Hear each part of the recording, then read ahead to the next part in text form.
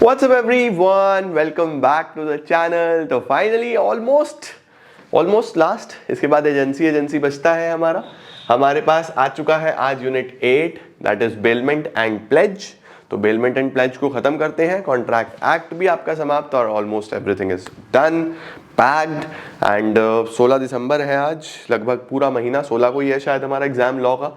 तो 1 month we have to revise, to do lot of writing practice and बहुत अच्छे time पे आपने चीजें कंप्लीट करी हैं। तो चलिए शुरू करते हैं और देखते हैं इसके अंदर हमें और क्या क्या आज पढ़ना है। Let's begin.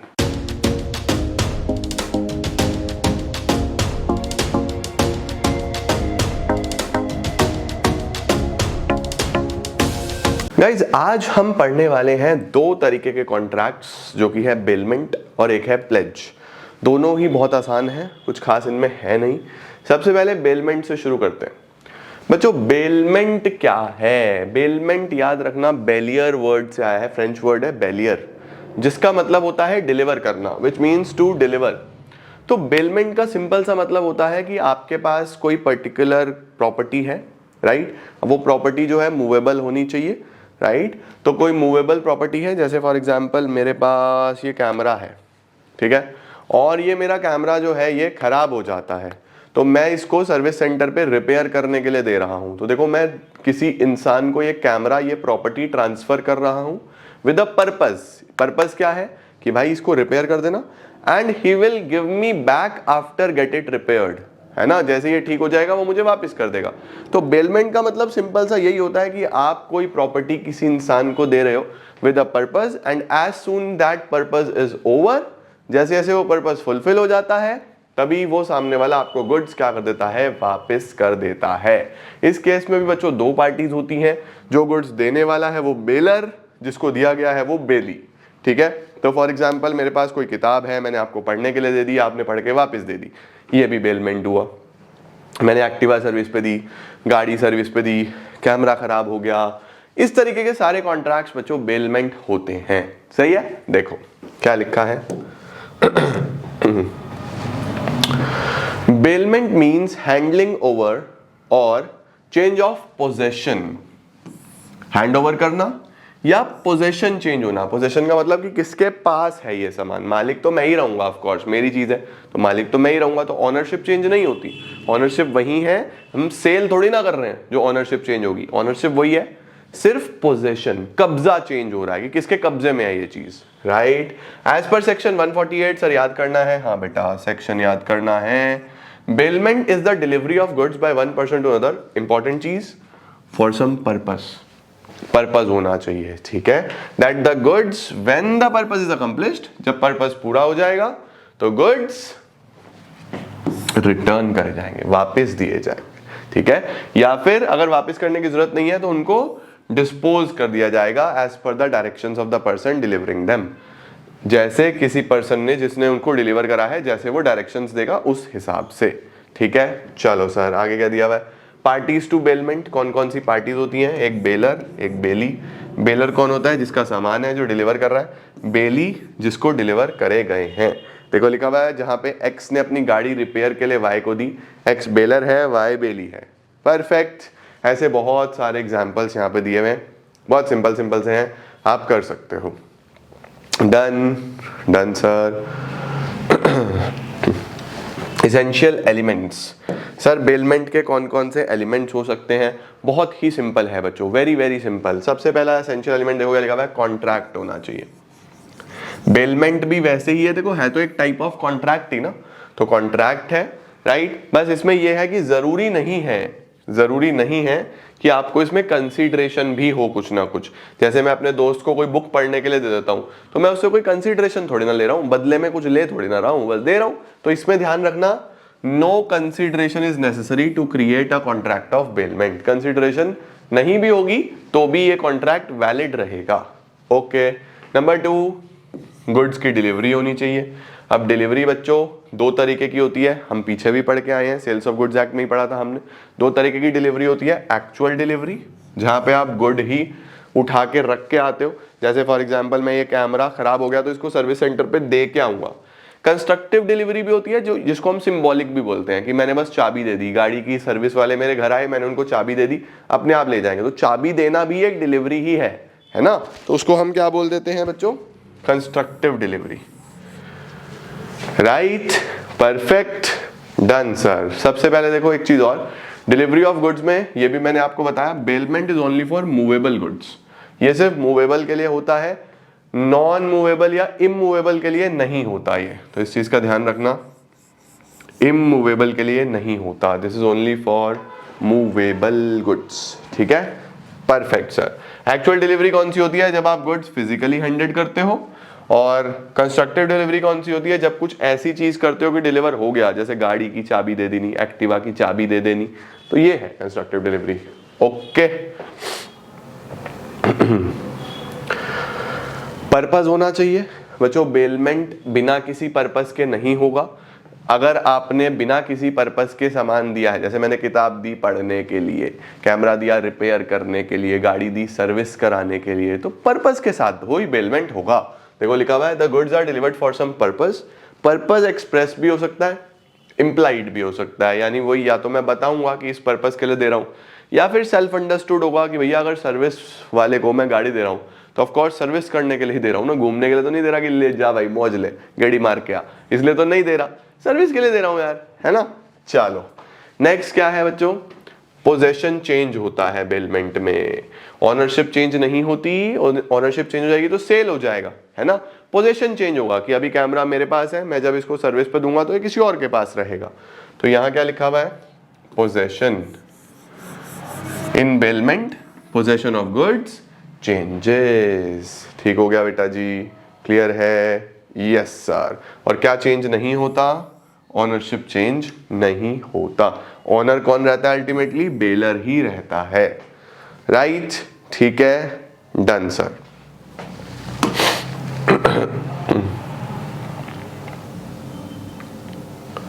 अच्छा एक चीज और देखो, एक चीज और देखो, देखो यहाँ पे एक एग्जाम्पल दिया हुआ है।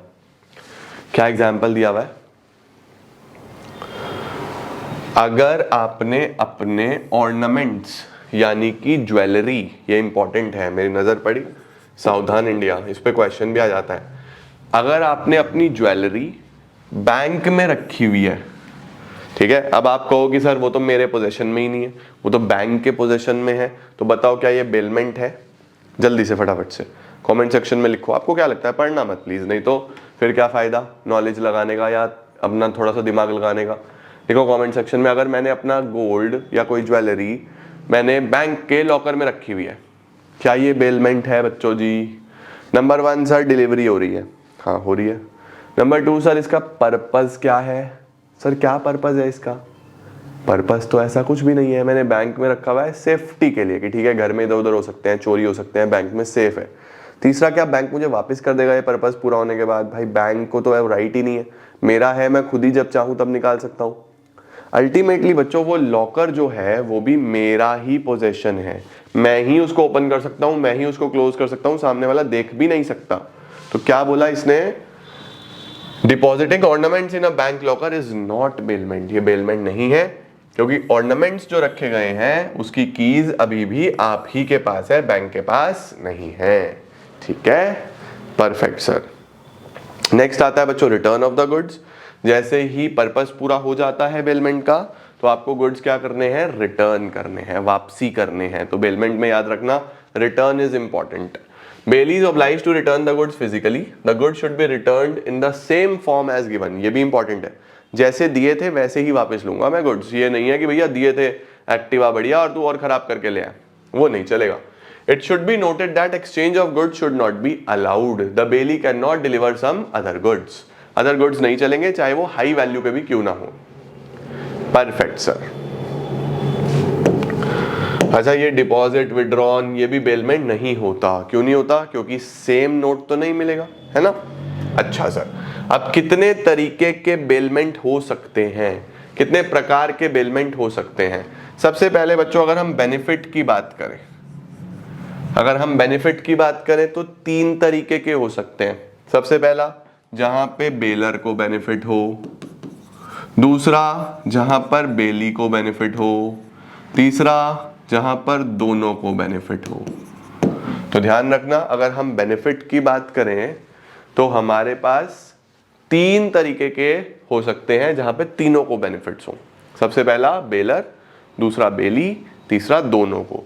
सबसे पहला क्या होता है, जैसे बेलर के फायदे के लिए कोई चीज, ठीक है, बेलर के फायदे के लिए कोई चीज, जैसे फॉर एग्जाम्पल मेरे घर में जगह नहीं है कोई ज्वेलरी रखने के लिए, तो मैंने अपने पड़ोसी को बोला कि भैया आप तो मेरे प्यारे पड़ोसी हो, आप तो मेरे अपने हो, मुझे आपके पास एक बैग रखना है।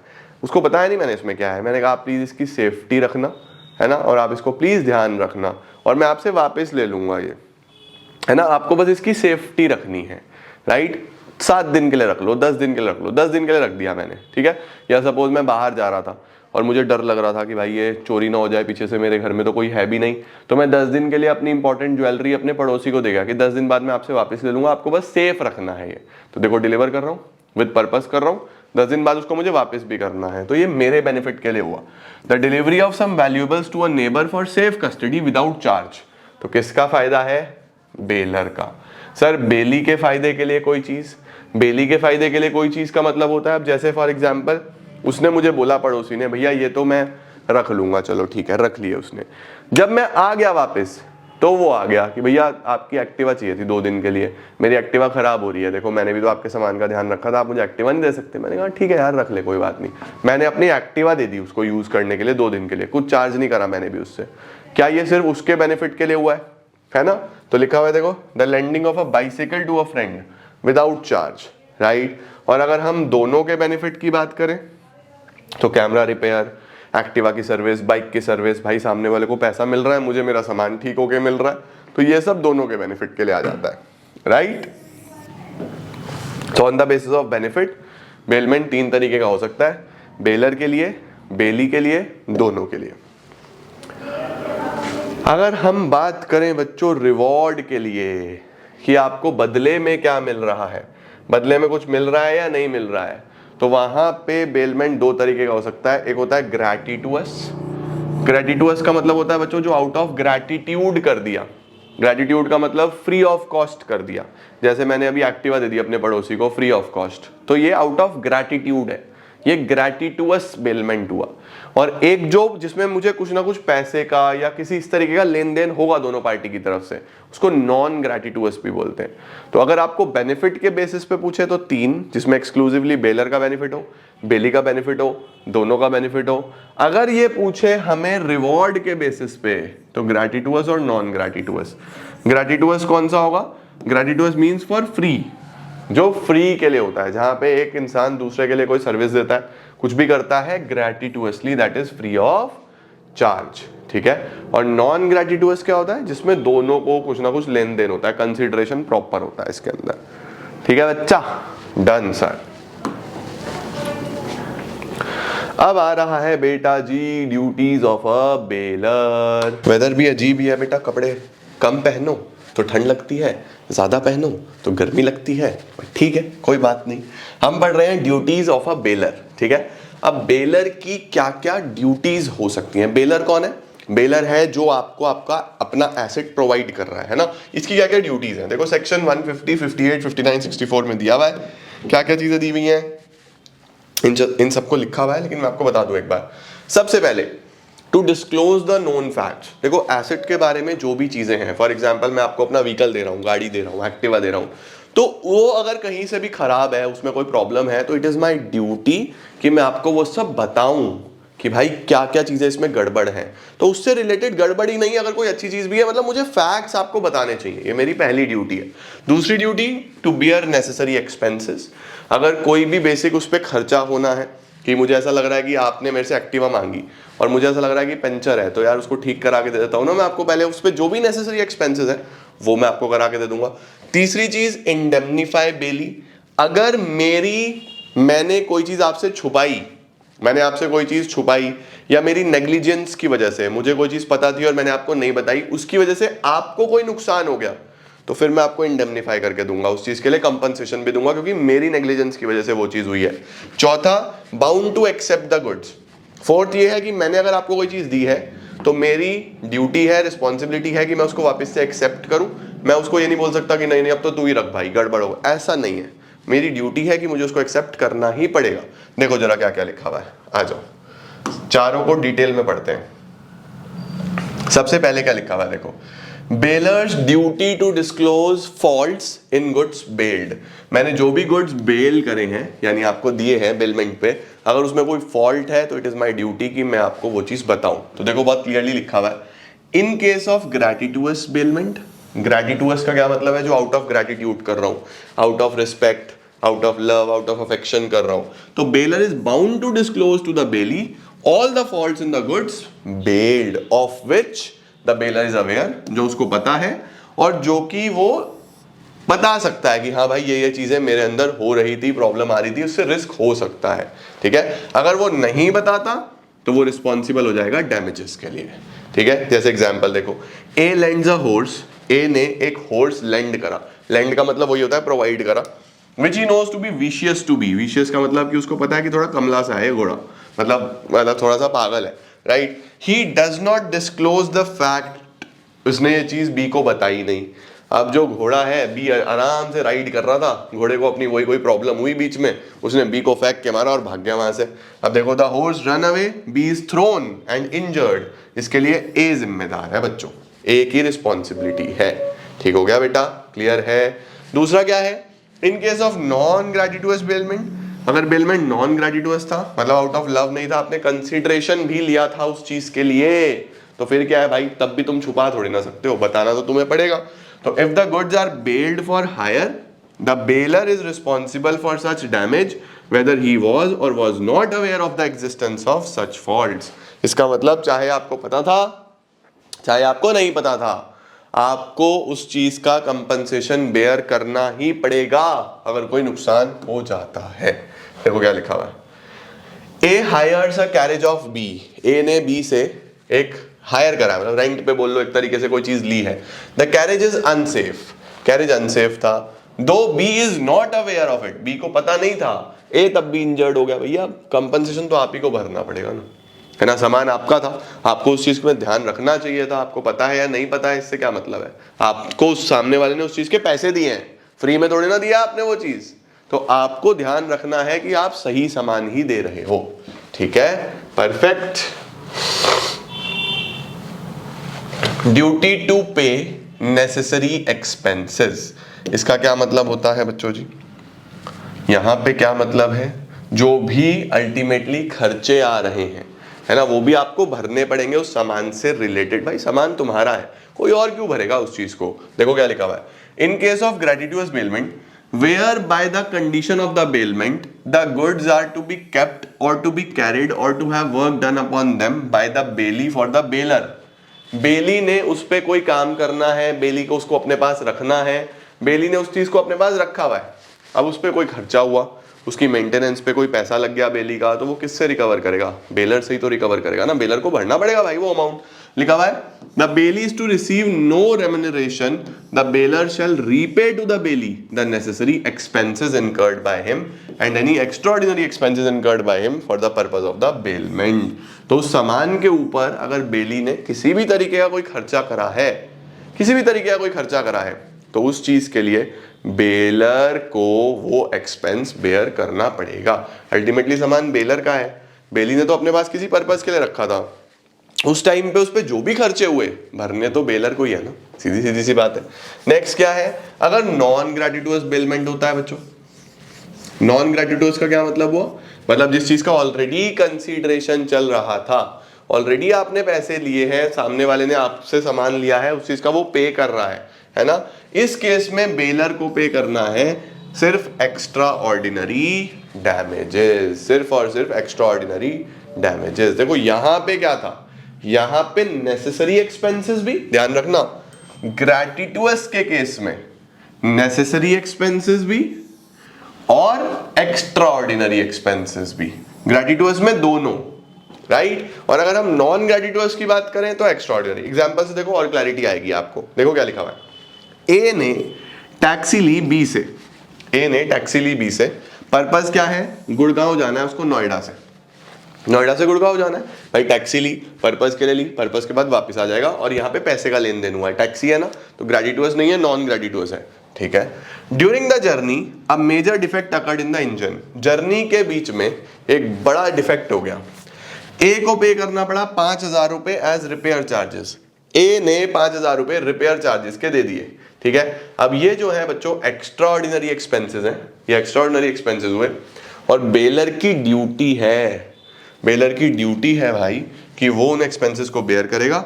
However usual and ordinary expenses, जैसे अब ऑर्डिनरी एक्सपेंसेस कौन कौन से हो गए, जैसे पेट्रोल, टोल टैक्स एटसेट्रा, वो बेली ही भर देगा, वो बेली ही भरेगा, क्योंकि वो सब अल्टीमेटली डील हुई होती है। सामने वाले ने टैक्सी दी है, टैक्सी दी है, उसने सिर्फ टैक्सी का कोई चार्ज नहीं करा आपसे, ड्राइवर का चार्ज करा, टाइम का चार्ज करा, अब आपको पेट्रोल वेट्रोल तो खुद ही डलवाना है ना, तो जो भी उसके ऑर्डिनरी एक्सपेंसेस हैं, पेट्रोल टोल टैक्स, वो तो आपको खुद ही भरने पड़ेंगे, बेलर थोड़ी ना भरेगा, जर्नी में तुम जा रहे हो, तुम्हारा टोल क्यों भरेगा भाई, सीधी सी बात है, कॉमन सेंस है, ठीक है, परफेक्ट सर।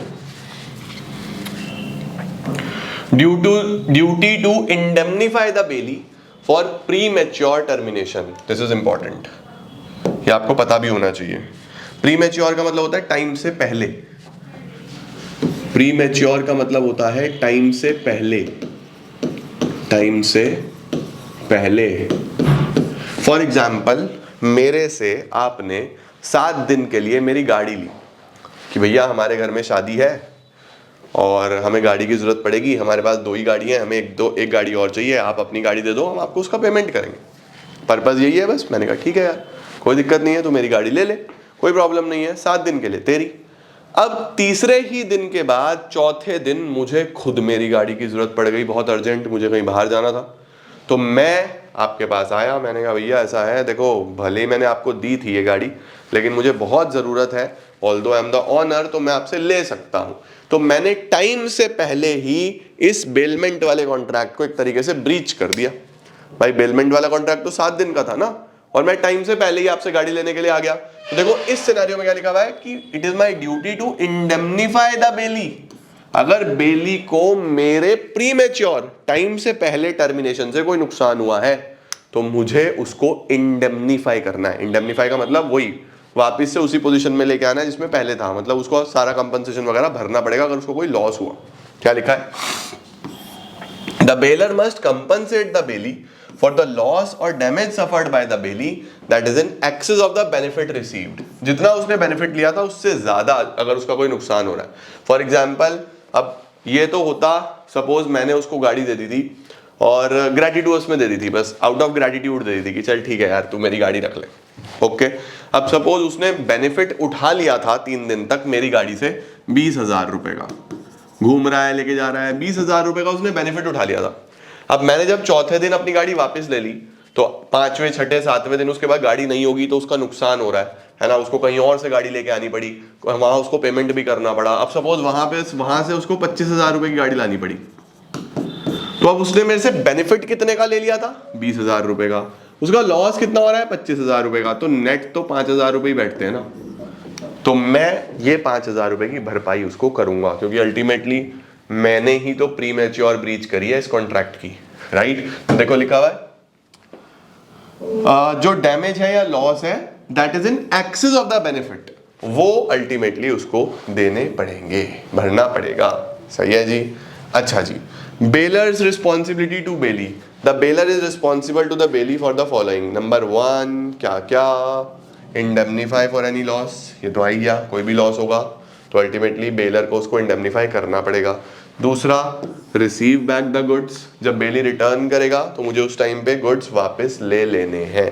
अगर मैं मना कर देता हूं तो फिर इस सिनेरियो पे बेली भी कंपनसेशन क्लेम कर सकता है for all the necessary expenses. जैसे फॉर एग्जांपल मैंने अपना कोई हॉर्स दिया था 7 दिन के लिए, ठीक है।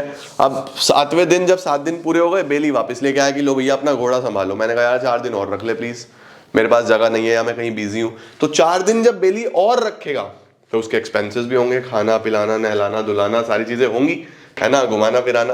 तो 4 दिन में जो भी खर्चे आएंगे वो मुझे अपनी जेब से भरने पड़ेंगे क्योंकि मेरी ड्यूटी है कि भाई 7 दिन के बाद वापस ले लो अपना सामान। नहीं लिया तो फिर फर्दर जितने भी टाइम बेली रखेगा जो भी खर्चा आएगा मुझे ही भरना है। देखो क्या लिखा है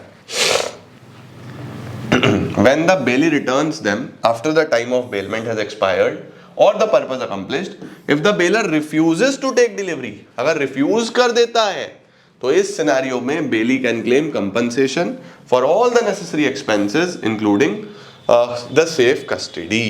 ठीक है, परफेक्ट। देखो लिखा हुआ है एक्स ने डिलीवर करी अपनी गाड़ी एस को 5 दिन के लिए।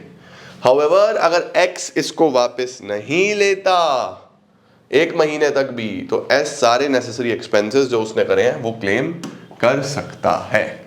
परफेक्ट हो गया बच्चों जी, क्लियर हो रहा है ना सब बढ़िया तरीके से? बढ़िया सर। अब आ गया ड्यूटीज ऑफ बेली। बेली की क्या ड्यूटी है सर? ये आसान है, ये आसान है भाई। बेली कौन है? जिसने किसी पर्पस के लिए सामान लिया हुआ है। तो क्या क्या ड्यूटीज है? सबसे पहला उसको ध्यान रखना है गुड्स को। भाई गुड्स में टूट फूट नहीं होनी चाहिए। In all the cases of bailment the bailee is bound to take as much care of goods bailed to him as a man of ordinary prudence would. ये आपको एज इट इज याद करना है। इसका मतलब हर सिचुएशन में goods का ध्यान रखो। जैसे ऑनर ध्यान रखता है वैसे ही आपको ध्यान रखना है। आपकी बहुत बड़ी ड्यूटी है, रिस्पॉन्सिबिलिटी है कि गुड्स बिल्कुल भी खराब टूट फूट ना हो। ठीक है, सामान रखना है जैसे वो अपने ही सामान का ध्यान रखता है। ठीक है, परफेक्ट, ओके। देखो जरा यहाँ पे क्या लिखा हुआ है।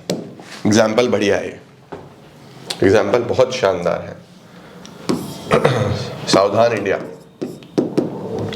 लिखा हुआ है एक्स ने अपने कुछ ऑर्नामेंट्स दिए वाई को। ऑर्नामेंट्स वही ज्वेलरी दी वाई को, और वाई ने इन ऑर्नामेंट्स को रखा अपने खुद के लॉकर में, अपने घर में, अपने ही ऑर्नामेंट्स के साथ। इसका मतलब बच्चों जैसे वो अपने गुड्स का ध्यान रखता है बिल्कुल उसी तरीके से वो सामने वाले के गुड्स का भी ध्यान रख रहा है, बहुत अच्छे तरीके से। जैसे वो खुद ही मालिक हो ऐसे ही ध्यान रख रहा है। And if all the ornaments are lost या स्टॉलन, अब देखो सारे ही चोरी हो गए वाई के, अपने भी और जो एक्स ने रखे थे वो भी चोरी हो गए। तो अब बताओ क्या अल्टीमेटली वाई जिम्मेदार है?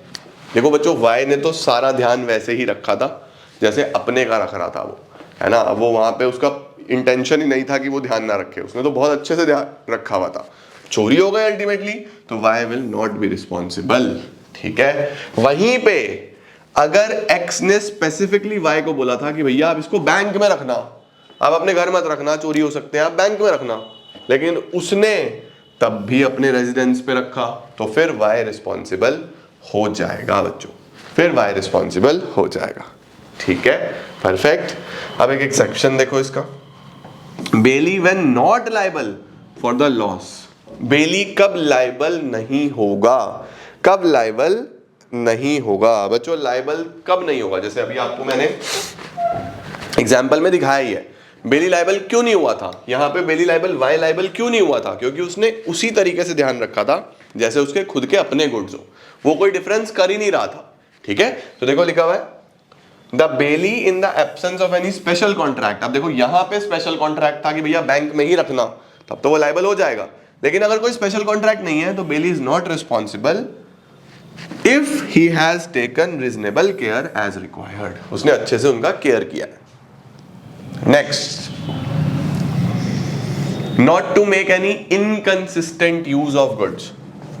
बच्चों जिस पर्पस के लिए आपको गुड्स दिए गए हैं, आप उन गुड्स को उसी पर्पस के लिए यूज करो, किसी और पर्पस के लिए यूज ना करो। फॉर एग्जाम्पल देखो, सीधा एग्जाम्पल देखना। ए ने अपना हॉर्स दिया बी को राइड करने के लिए। ए ने बी को अपना हॉर्स दिया था। ए को पता था जो हॉर्स है वो थोड़ा नटखट है, लेकिन अगर बढ़िया राइडर बैठता है तो फिर उसके साथ बदमाशी नहीं करता। उसे पता बी बहुत तगड़ा है, संभाल लेगा। तो ए ने अपना हॉर्स बी को दे दिया। जैसे कई बार हम अपनी एक्टिवा देते हैं ना, बच्चों को नहीं देते कि भाई ब्रेक अगली मार देगा तो फिसल जाएगा, हर कोई नहीं चला सकता, मैच्योर आदमी को देते हैं, राइट। अभी तुम तो खुद बच्चे हो लेकिन तुम समझते हो छोटू छोटू चिंटू मिंटू की बात कर रहा हूँ, राइट। तो ऐसे में ए ने अपना हॉर्स दिया बी को कि भैया तू राइड ही करियो। बी ने आगे सी को दे दिया, उसके परिवार के कोई मेंबर होगा सी, उसको दे दिया कि चल जा घूम घाम के आ जा। सी राइड्स विद केयर, उसने ध्यान तो रखा, लेकिन तब भी हॉर्स जो है वो गिर गया और उसको इंजरी हो गई। अब अल्टीमेटली बी कहेगा सर नहीं नहीं मैंने तो बहुत ध्यान रखा था। ए बोलेगा भाई साहब ऐसा है, मैंने आपको दिया था, आपने उसका इनकंसिस्टेंट यूज क्यों करा? आपको अलाउड नहीं है इनकंसिस्टेंट यूज करना, कंपनसेशन भरो। तो यहां पे लिखा हुआ है B is liable to make compensation, क्योंकि अल्टीमेटली उसने इनकंसिस्टेंट यूज करा है। देखो As per section 154, if Bailey makes any use of the goods which is not according to the terms and conditions of the bailment, जो terms and conditions के against है, he is liable to compensate the bailor. उसको baler को compensate करना पड़ेगा.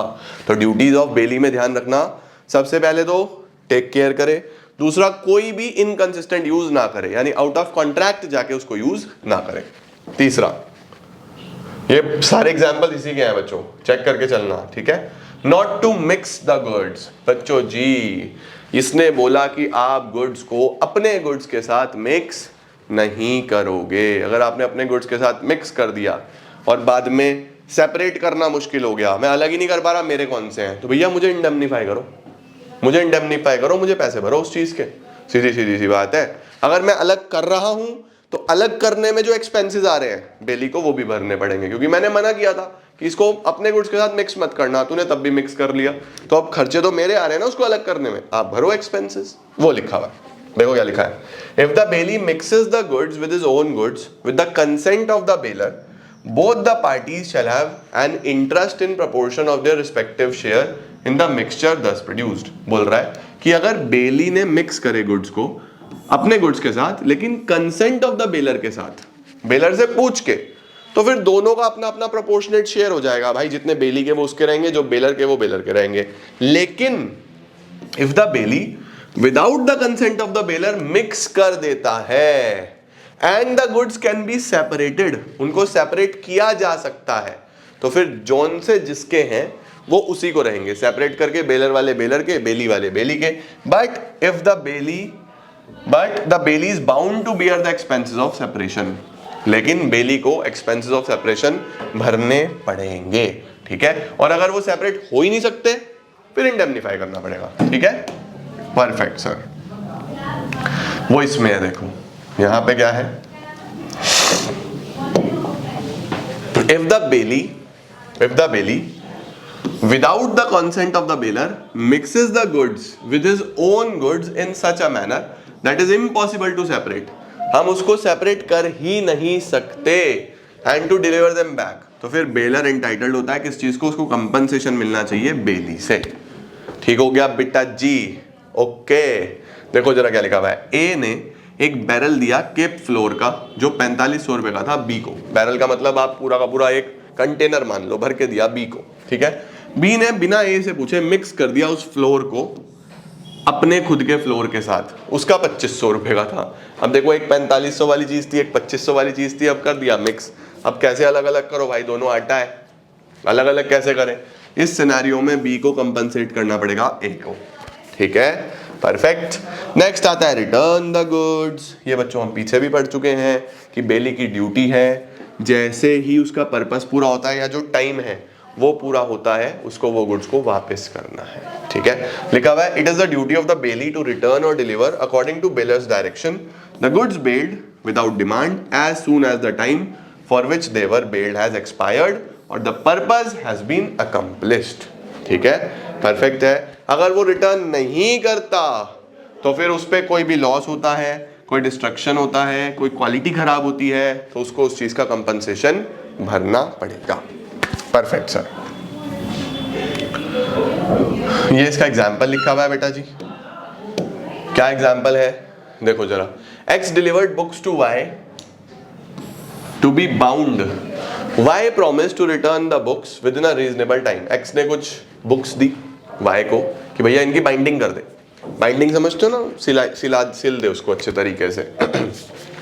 Y ने promise करा कि मैं एक रीजनेबल टाइम में वापस कर दूंगा. X pressed for the returns of the book. X ने बोला कि भैया वापस कर दे, बहुत दिन हो गए. But Y fail to deliver.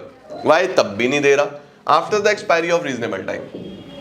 बाद में पता चला कि बुक्स तो एक एक्सीडेंट में जल गई हैं, तो फिर वाई को लायबल माना जाएगा, ठीक है. नेक्स्ट आता है return and accretion from the goods. Accretion का मतलब होता है बेटा कोई भी एडिशनल बेनिफिट. एक्रीशन का मतलब होता है कोई भी एडिशनल बेनिफिट. एडिशनल बेनिफिट, कोई भी एडिशनल बेनिफिट होता है तो बेली को वो भी वापस करना है. बेस्ट एग्जांपल दिया हुआ है देखो. ए ने काऊ दी बी को रखने के लिए कि भाई मैं 1 महीने के लिए बाहर जा रहा हूँ, मेरी गाय है वो रख ले, ठीक है। बी ने रख ली, इतने ए बाहर ही था, उस काऊ ने एक छोटे से काफ को जन्म दिया। जब वापस आया ए ने वो काऊ वापस कर, सॉरी बी ने वो काऊ वापस कर दी, काफ के बारे में बताया ही नहीं। अब अल्टीमेटली बेवकूफ थोड़ी ना ए को दिख रहा है कि भाई पहले जब मैं गया था तो काऊ वाज प्रेग्नेंट, जब वापस आया तो काऊ बिल्कुल ठीक सिचुएशन में है, इसका मतलब उसने बच्चे को जन्म दे दिया है, तो वो भी अल्टीमेटली है तो बेलर का ही ना बेटा। तो देखो क्या लिखा हुआ है, the cow gives birth to a calf, B is bound to deliver the calf along with the cow, उसको वो भी वापस करना है। In the absence of any contract to the contrary, bailee is bound to deliver the bailor according to his direction any increase और profit which have accrued. अगर उस goods से बेली को कोई भी प्रॉफिट हुआ है वो भी बेलर को वापस करने पड़ेंगे। ठीक हो गया sir. Next, not to set up any adverse title. Not to set up any adverse title का मतलब होता है कि वो उन गुड्स का, क्योंकि ऑनर नहीं है तो वो उसका कोई और एडवर्स टाइटल कहीं पे सेटअप नहीं कर सकता। इसका मतलब वो कहीं पे खुद को ऑनर दिखा के यूज नहीं कर सकता, कहीं पे उसको आगे गिरवी नहीं रख सकता, है ना। तो इस तरीके का कोई भी टाइटल, किसी भी तरीके का आप बोल लो इसको, हम लोग बोलते हैं ना कि ये एक इनकम्प्लीट या फिर किसी तरीके का इनकॉम्पिटेंट टाइटल है जो सामने वाला सेटअप नहीं कर सकता, वो उसको कभी भी अपने गुड्स नहीं बता सकता, सीधी सी बात है। Bailee must not set up a title adverse to that of the bailor, he must hold the goods on behalf of and for the bailor. वो गुड्स हमेशा बेलर के थे, बेलर के ही रहेंगे। Perfect sir. अब आ रहा है हमारे पास बेलर के क्या क्या राइट्स हो जाते हैं। चलो बेटा जी, अभी वापस से ठंड हो गई है तो जैकेट फिर डाल ली। अब अधिकार देख लेते हैं, राइट्स देख लेते हैं बच्चों। बेलमेंट में नेक्स्ट आता है राइट्स। देखो जो अगला टॉपिक है ना प्लेज, वो छोटा सा है, उसमें दिक्कत नहीं लगेगी। बेलमेंट में थोड़े टॉपिक ज्यादा हैं तो इसको लर्न भी साथ साथ करके कंप्लीट कर देना, ठीक है। अब अधिकार देखो, बेलर के पास क्या क्या अधिकार होते हैं। तो बेसिकली ये 5 अधिकार हैं जो अल्टीमेटली उसकी ड्यूटीज थी ना बेली की, वो इसके राइट्स हैं, राइट। और जो ड्यूटीज होती हैं हमारे पास बेलर की, वो बेली के राइट्स हो जाते हैं। तो वो वही चीज अब वापस से घूम के आ रही है, देखो चेक करो। सबसे पहला राइट क्या है? सबसे पहला राइट है to terminate the bailment. To terminate the bailment का मतलब होता है कि वो जब चाहे इस कॉन्ट्रैक्ट को समाप्त कर सकता है। अगर मैंने आपको अपना एक्टिवा दिया हुआ है कि ठीक है यार जाओ घूम घाम लो, मजे लो, 3 दिन बाद दे देना। अब मैंने देखा तुमने तो यार आगे बच्चों को बांट दिया, कॉलोनी के बच्चे लेके घूम रहे, तो मैंने दूसरे दिन ही कहा, मैं कहा भाई वापस दे दे मेरी एक्टिवा, मुझे नहीं देना तेरे को, तो मैंने खत्म कर दिया ना। तो बेलर के पास ये राइट है कि वो टर्मिनेट कर सकता है बेलमेंट को। A contract of bailment is voidable at the option of the bailor if the bailee does any act. अगर कोई भी ऐसा काम कर रहा है bailee with regard to the goods bailed जो इनकंसिस्टेंट है। इनकंसिस्टेंट का मतलब होता है बच्चों कि भैया जैसा हमने डील किया था, जैसा हमारे में आपस में डिसाइड हुआ था, वैसे तो आप यूज ही नहीं कर रहे गुड्स को, तो ये तो गलत है, राइट। अच्छा जी, आगे बोल रहा है ये termination of bailment has been discussed in next pages. Right to demand back the goods. दूसरा क्या आता है बच्चों? Right to demand back the goods. पहला अधिकार है कॉन्ट्रैक्ट को खत्म कर देना, दूसरा अधिकार है गुड्स को वापस से डिमांड कर लेना। जब भी मैंने अपने गुड्स ग्रेटिटुअसली दिए हैं, ग्रेटिटुअसली मतलब जैसे वही मैंने एक्टिवा दी के चलो जाओ घूम फिर लो मौज लो, the bailor can demand them back at any time even before the expiry of the time fixed और अचीवमेंट ऑफ द ऑब्जेक्ट। ठीक है, देखो यहां पे क्या लिखा हुआ है, A while going out of station. ये एग्जांपल मैंने आपको भी पीछे भी दिया, मटेरियल में बाद में लिखा, मैंने आपको पहले ही दे दिया। देखो क्या है, ए जब आउट ऑफ स्टेशन जा रहा था, और ये बहुत पुराना एग्जांपल है बच्चों, बहुत पुराना, मतलब ये समझो कि मटेरियल में कुछ बदलाव ही नहीं है।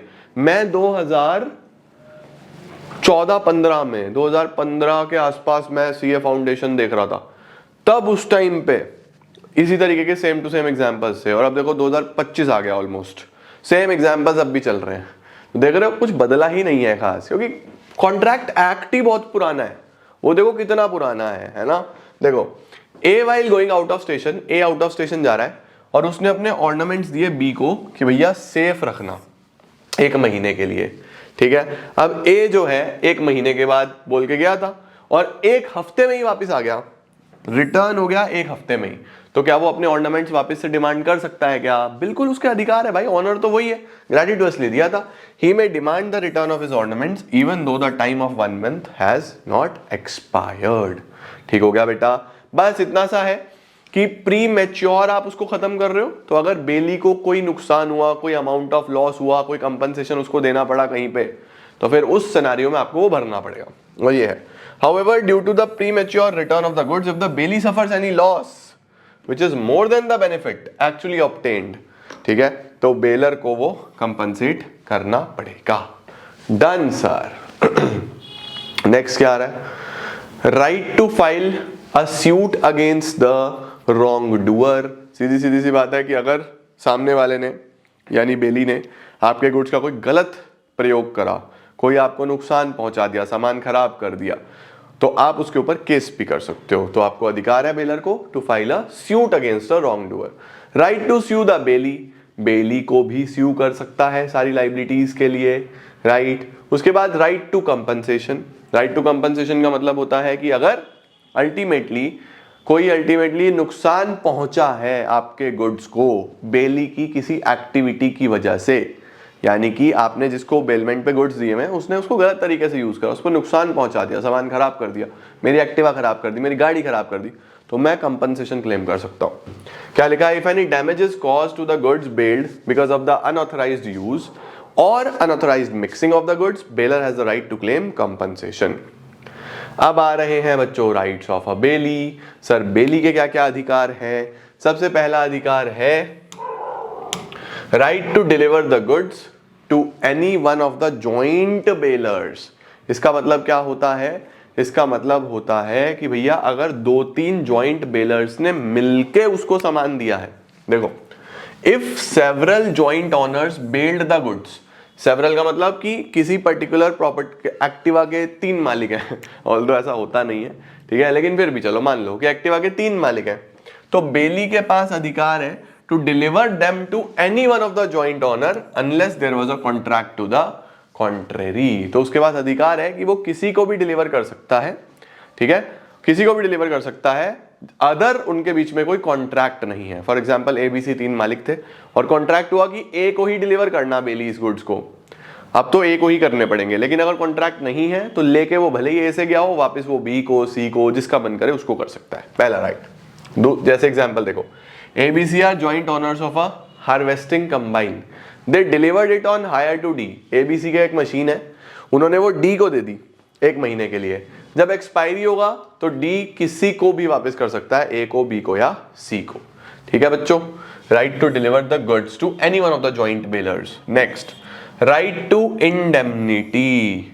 इंडेमनिटी का क्या मतलब होता है? इंडेमनिटी का मतलब होता है बच्चों कि अगर बेलमेंट के केस में बेली ने कोई भी अमाउंट भरा है, ठीक है ना, मतलब या तो उस पर्टिकुलर गुड्स को अपने पास रखने के लिए उसके ऊपर कोई अमाउंट भरा है, या फिर उस गुड्स की वजह से उसको कोई नुकसान पहुंच गया जो कि बेलर ने उसको नहीं बताया था, तो उसको अधिकार है कि वो एक्सपेंसेस भी क्लेम कर सकता है, उसको अगर कोई लॉस हुआ है तो वो उसको इंडेमनीफाई भी करा सकता है। ये सब हमने पीछे भी पढ़ा था, ये ड्यूटीज ऑफ अ बेलर में भी पढ़ा था, याद है?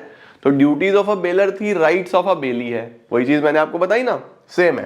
देखो लिखा हुआ है, bailee is entitled to be indemnified by the bailor for any loss arising to him by reasons that bailor was not entitled to make the bailment और to receive back the goods और to give directions in respect of them. तो bailor ने कोई directions नहीं दिए, है ना, baler ने कुछ चीज छुपाई, उसको कोई लॉस हो गया, तो अल्टीमेटली इंडेमनिफिकेशन हो जाएगा। इंडेमनिफिकेशन कौन सा शब्द निकाल दिया मैंने, इंडेमनीफाई हो जाएगा। ठीक है जी, okay sir.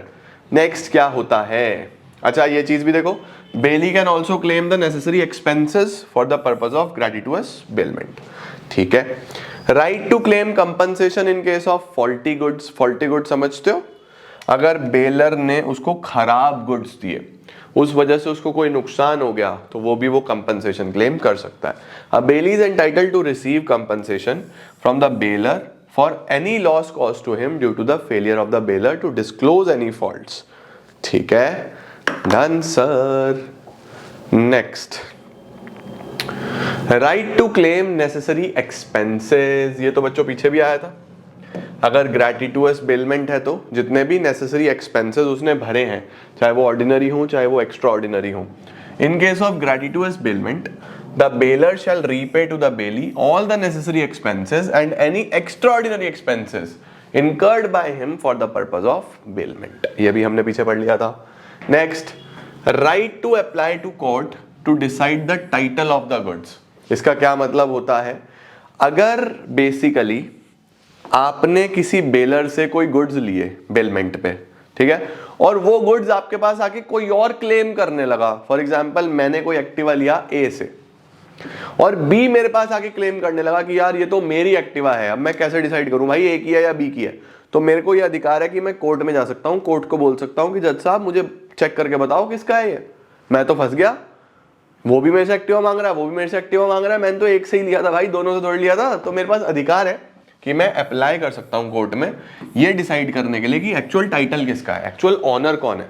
If the goods bailed are claimed by the person other than the bailor, bailee may apply to the court to stop its delivery and to decide the title of the goods. ठीक है, देखो ए एक dealer है TV में, उसने B को TV deliver करा summer vacation में, बाद में कौन क्लेम कर रहा है? सी ने बोला कि टीवी तो उसका है, ठीक है, उसने तो ए को रिपेयर के लिए दिया था, तो फिर बी को उसको वापस देना चाहिए. इस केस में बी कोर्ट में जा सकता है, B may apply to the court to decide कि भैया किसका टीवी है, किसको देना है. ओके, नेक्स्ट आता है right of particular lien for payment of services. Sir ये लियन क्या होता है? लियन होता है बच्चा कब्जे का अधिकार. कब्जे का क्या मतलब होता है बेटा जी? कब्जे का मतलब होता है, सिंपल सी बात है यार, फॉर एग्जाम्पल मैंने कुछ गुड्स जो हैं बेलमेंट पे लिए थे, जो देने वाला था वो बेलर था, मैं बेली था, है ना. अब उस गुड्स को मैंने अपने पास रखा, उनका ध्यान रखा, उसके केयर करने पे मेरे पास कुछ खर्चे भी आए.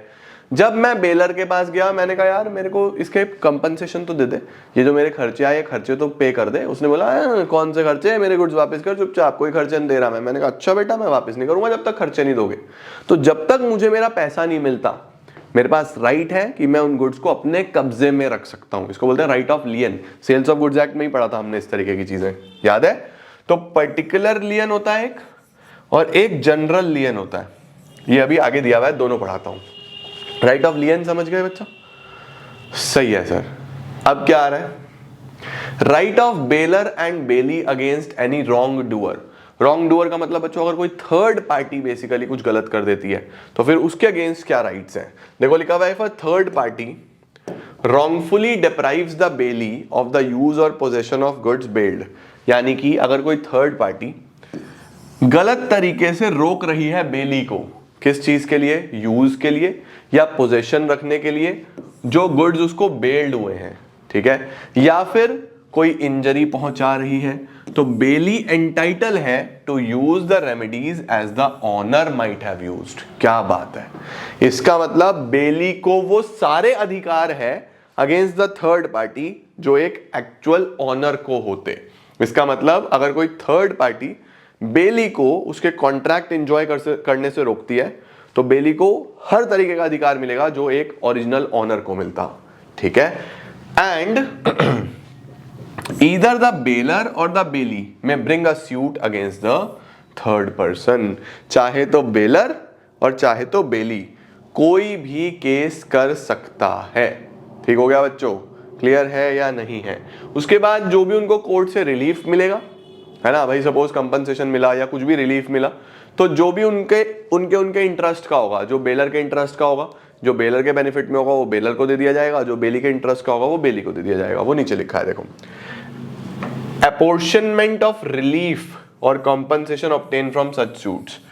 जो अल्टीमेटली आपको रिलीफ या कॉम्पनसेशन मिलेगा उन ऐसे सूट्स में से, तो what ever is obtained by way of relief, जो भी रिलीफ मिला, as between the bailor and the bailey be dealt with according to their respective interests. Perfect sir.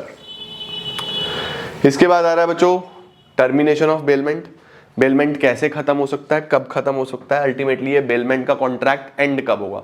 तो बेलमेंट का कॉन्ट्रैक्ट कैसे एंड होगा बच्चों? नंबर 1, अगर टाइम पीरियड खत्म हो जाए, भाई जितने समय के लिए बेलमेंट हुआ था टाइम पीरियड खत्म हुआ तो ये भी क्लोज. देखो number 1, on expiry of a stipulated period, if the goods were given for a period the contract terminates after the expiry of the period, है ना। जैसे एक्स ने अपनी मोटरसाइकिल दी वाई को मंथ के लिए, बेलमेंट कब खत्म होगा, जब 1 महीना खत्म हो जाएगा।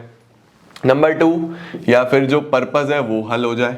If the goods were delivered for a specific purpose, तो बेलमेंट कब खत्म होगा, जब पर्पस खत्म हो गया। जैसे एक्स ने कुछ टेंट्स और क्रॉकरी ली अपनी बच्ची की मैरिज के लिए, तो जैसे ही मैरिज हो जाएगी तो उसको वापस करना है वो सामान। The bailment terminates after marriage. तीसरा क्या आता है बच्चों, बाय नोटिस। बाय नोटिस का क्या मतलब है सर, बाय नोटिस का मतलब है सीधी सी बात की बेलर ने देखा कि बेली इनकंसिस्टेंट है, वो सही से यूज नहीं कर रहा सामान को, तो वो पहले भी खत्म कर सकता है नोटिस देके, है ना। देखो by notice where the bailey acts in a manner which is inconsistent with the terms of the bailment, bailor can always terminate the contract by giving a notice, है ना। ये हमने पीछे पढ़ लिया था।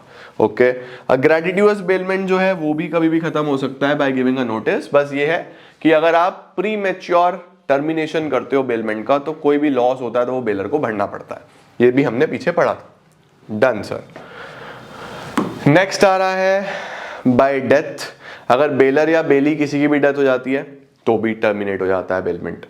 Destruction of the subject matter, इसका मतलब बच्चों जो सब्जेक्ट मैटर है, जो बेसिकली चीज है, जो प्रॉपर मैटर है जिसके अगेंस्ट वो कॉन्ट्रैक्ट चल रहा है। लेट सपोज वो कैमरे की बात कर रहा हूं मैं, मेरे कैमरे की लेन देन होती, सर्विस होती, रिपेयर होती, अगर वो कैमरा ही खत्म हो जाए तब भी वो कॉन्ट्रैक्ट टर्मिनेट हो जाता है। देखो जैसे X gives his cycle to Y on hire, X ने अपनी साइकिल दी वाई को, साइकिल डैमेज हो गई बियॉन्ड रिपेयर्स, बेलमेंट एंड्स, ठीक है ना।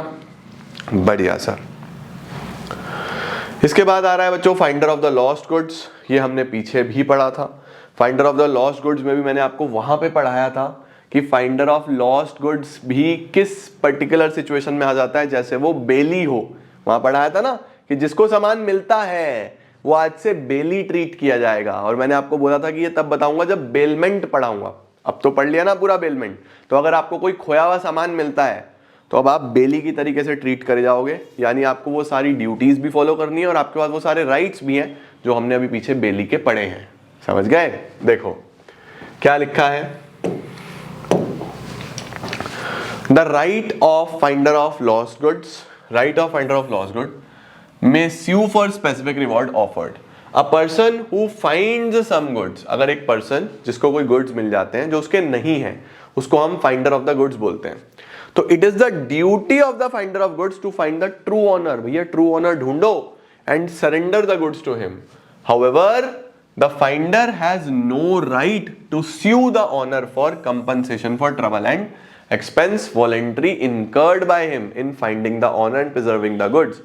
But he has a right to retain the goods against the owner until he receives such compensation where the owner has offered a specific reward on the lost goods.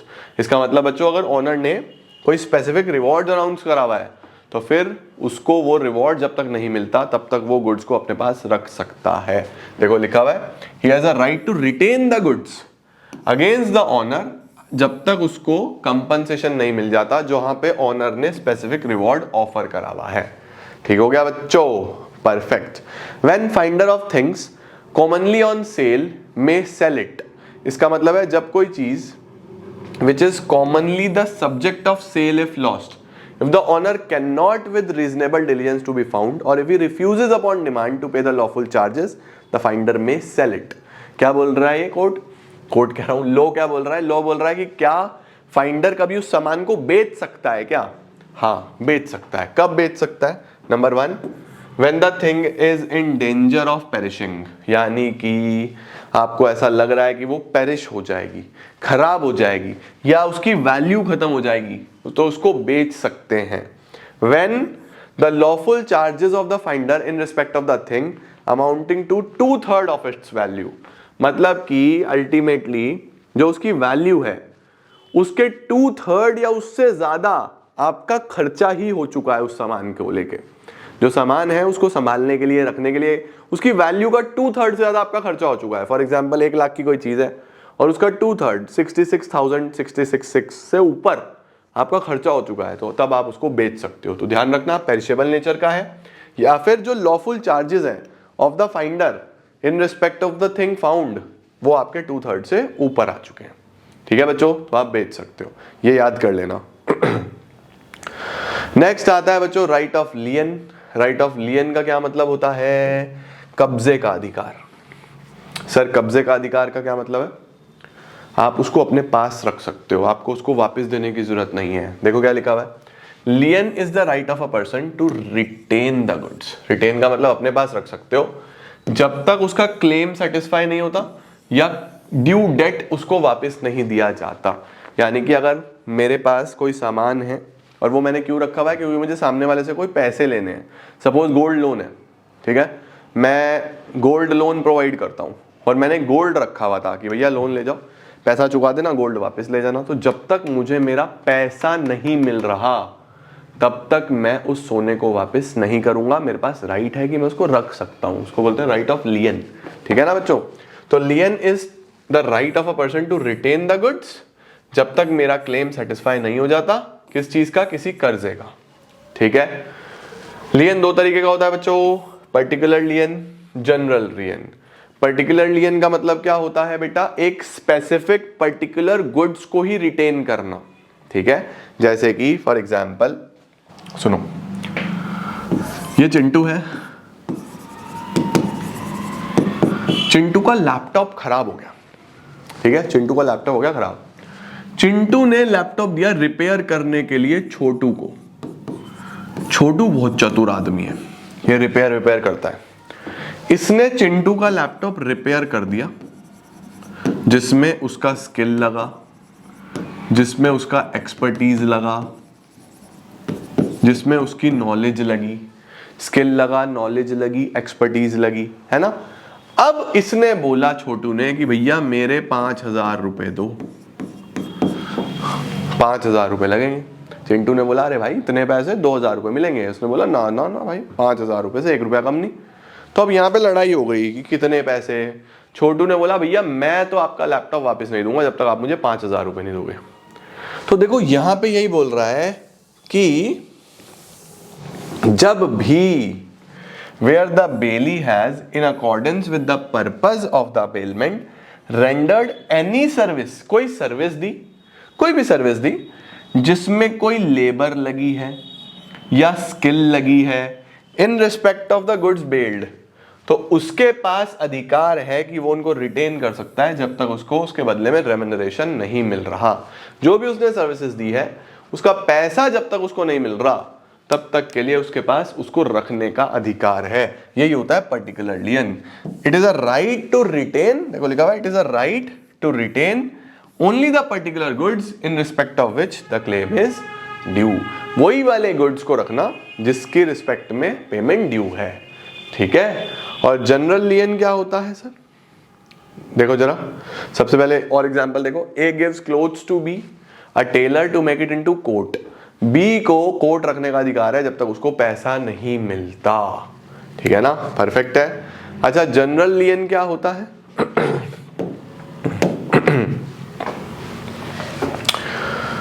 It is a right to retain the goods not only for demands rising out of the goods retain but for a general balance of the account in favour of a certain person. इसका क्या मतलब है? देखो जरा यहां पे देखो, ए ने बोरो करा 500 रुपए बैंक से विदाउट सिक्योरिटी, बिना किसी सिक्योरिटी के 500 रुपए बोरो कर लिए एंड सब्सिक्वेंटली फिर बोरो करा 1,000 रुपए, लेकिन इस बार सिक्योरिटी रखी ज्वेलरी की। पहले बिना सिक्योरिटी के, अगली बार सिक्योरिटी रखी ज्वेलरी की।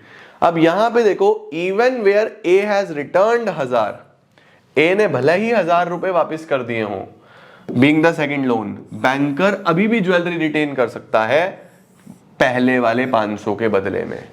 तो यहां पे बैंकर हो गया बच्चों, देखो बैंकर हो गया, फैक्टर हो गया, वारफिंगर हो गया, पॉलिसी ब्रोकर हो गया, अटॉर्नी हो गए, इन लोगों को जनरल लियन का अधिकार होता है। एक बैंकर जरूरी नहीं है कि आपकी सिक्योरिटी को यूज करेगा करंट लोन के लिए ही, किसी और पहले वाले लोन के लिए भी वो उसको यूज कर सकता है।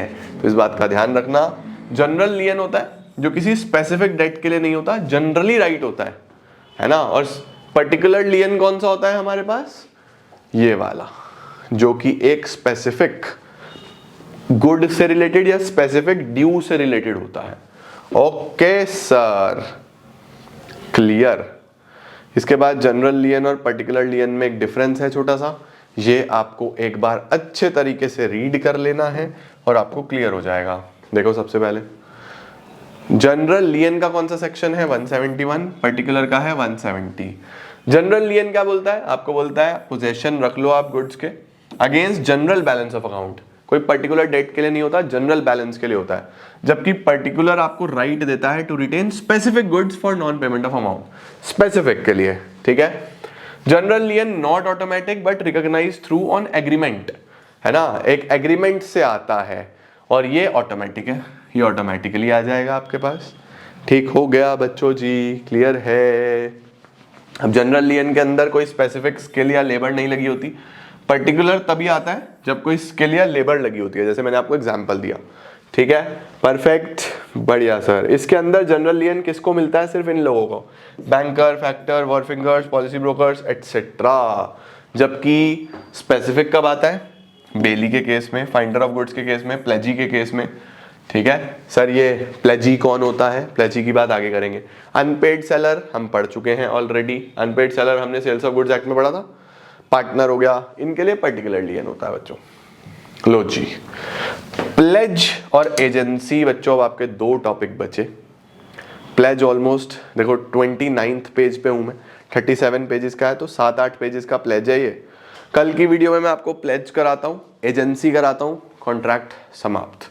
ओके, आज बेलमेंट में काफी समय लग गया, तो बेलमेंट को ही अच्छे तरीके से तैयार कर लो, कंप्लीट कर लो। कल बच्चों जी हमारा फाइनल लेक्चर रहेगा कॉन्ट्रैक्ट एक्ट का, और ये आपका समाप्त हो जाएगा। Alright, thank you so much guys for joining in. I am gonna see you all super soon. Till then see ya, take care, bye bye, keep growing, keep glowing, keep smiling.